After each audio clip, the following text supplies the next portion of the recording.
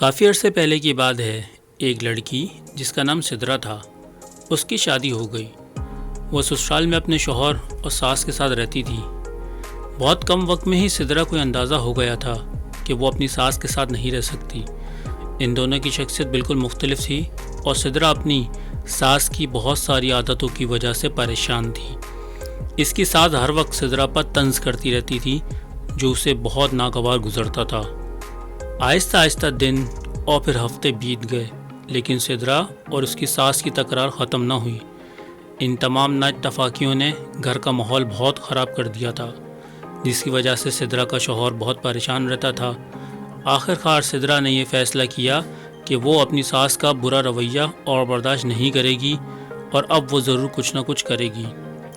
سدرا اپنے بابا کے ایک بہت اچھے دوست نوید انکل کے پاس گئی، جو جڑی بوٹیاں بیچا کرتے تھے۔ سدرا نے انہیں ساری کہانی بتائی اور ان سے کہا کہ وہ اس کو تھوڑا سا زہر دے دیں تاکہ ہمیشہ کے لیے یہ مسئلہ ختم ہو جائے۔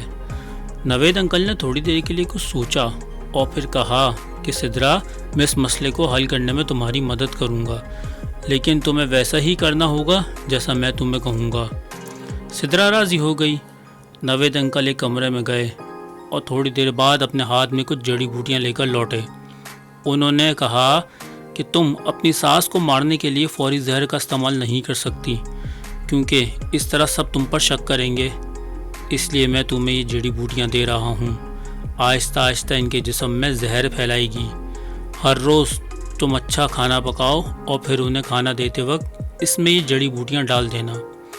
اور ہاں، اگر تم چاہتی ہو کہ کوئی تم پر شک نہ کرے تو تم نے انہیں مارا ہے، تو تمہیں یہ خیال رکھنا ہوگا کہ تمہارا رویہ ان کے ساتھ بہت دوستانہ ہو، ان سے لڑائی مت کرنا اور بات ماننا، اور ان کے ساتھ ماں جیسا برتاؤ کرنا۔ سدرا یہ سب سن کر بہت خوش ہوئی۔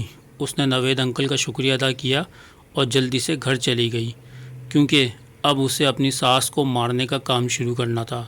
ہفتے گزر گئے اور پھر مہینے۔ سدرا روز کچھ نہ کچھ اچھا پکاتی اور اپنی ساس کو خاص طور پر پیش کرتی۔ اسے یاد تھا کہ نوید انکل نے اس سے کیا کہا ہے، اس سے اپنے غصے پہ قابو رکھنا ہے، اپنی ساس کی خدمت کرنی ہے اور ان کے ساتھ اپنی ماں جیسا برتاؤ کرنا ہے۔ 6 مہینے گزر گئے۔ گھر کا نقشہ تقریباً بدل چکا تھا۔ سدرا نے کوشش کر کے اپنے غصے پہ قابو کرنا سیکھ لیا تھا۔ اب اکثر وہ اپنی ساس کی باتوں پر ناراض بھی نہ ہوتی تھی۔ 6 ماہ میں ایک بار بھی اس کی اپنی ساس کے ساتھ جھگڑا نہیں ہوا تھا، اور اب وہ اسے بہت پیار کرنے لگی تھی اور ان کے ساتھ رہنا بھی آسان لگنے لگا تھا۔ اس کی ساس کا رویہ بھی اس کے ساتھ بہت بدل گیا تھا اور وہ سدرا کو اپنی بیٹی کی طرح پیار کرنے لگی تھی، اور وہ اپنے سب دوستوں کے درمیان سدرا کی تعریفیں کرتی تھی۔ سدرا کے اور اس کے ساس کے دونوں کے ایک دوسرے کے درمیان ماں بیٹی جیسا رشتہ ہو گیا تھا۔ سدرا کا شوہر بھی یہ سب دیکھ کے بہت خوش تھا۔ ایک دن سدرا پھر نوید انکل کے پاس آئی۔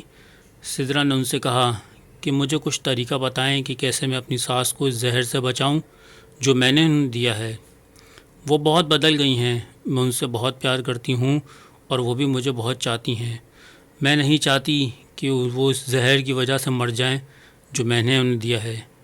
نوید انکل مسکرائے اور کہنے لگے کہ تمہیں ڈرنے کی ضرورت نہیں، میں نے تمہیں زہر نہیں دیا تھا، بلکہ جو جڑی بوٹیاں میں نے تمہیں دی تھیں وہ تو وٹامن کی تھیں، تاکہ ان کی صحت بہتر ہو جائے۔ زہر صرف تمہارے دماغ میں اور تمہارے رویے میں تھا، لیکن وہ سب تم نے اپنے پیار سے ختم کر دیا ہے۔